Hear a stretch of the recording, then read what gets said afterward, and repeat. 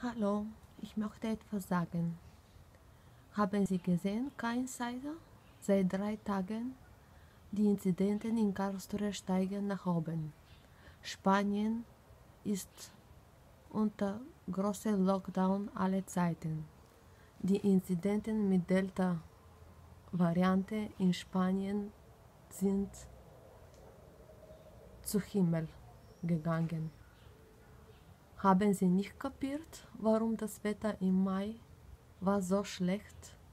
Die Natur wollte euch beschützen. Warum sind Sie überhaupt gereizt? Niemand kann euch helfen. Selber schuld.